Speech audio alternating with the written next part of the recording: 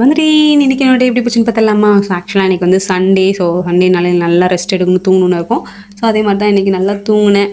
And எழுந்து tea குடிச்சிட்டு so December month துவைச்ச துணி அண்டு வந்து நியூ இயருக்கு முந்தின நாள் துவைச்ச துணி எல்லாம் அப்படியே மொத்தமாக பல்காக இருந்துச்சு. ஸோ மடிக்கவே இல்லை, அப்படியே காய வச்சு போட்டு மட்டும் வைப்போம்.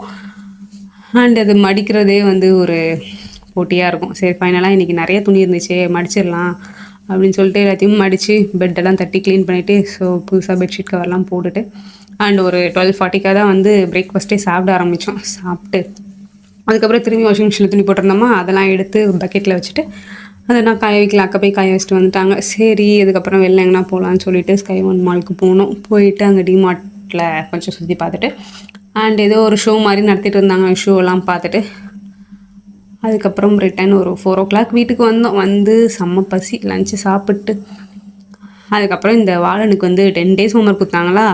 10 daysல் கொஞ்சம் ஹோம்ஒர்க் மட்டும்தான் பண்ணியிருந்தான், முக்கால்வாசி பண்ணிட்டான்.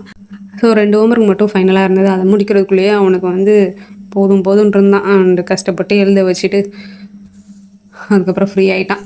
ஸோ அதுக்கப்புறம் நாளைக்கு என் ஃப்ரெண்டுக்கு வந்து மேரேஜா. ஸோ அதுக்கு வந்து சாரீ வியர் பண்ணிட்டு போகலான்னு ஸோ ஃப்ளீட்லாம் வந்து நைட்டே எடுத்து வச்சுட்டேன். ஸோ நாளைக்கு கட்டுறதுக்கு ஈஸியாக இருக்குமே அப்படின்ட்டு. ஸோ இதுக்கப்புறம் வேறு எதுவும் இல்லை. சண்டேனாலே வந்து காலைல தொடங்கி இரவு எப்படி முடியுதுன்னே தெரியாது, எப்படின்றதுக்குள்ளே வந்துடும். ஸோ இன்னொரு வீடியோவில் பார்க்கலாமா? எல்லாருக்கும் பாய், நல்லா தூங்குங்க.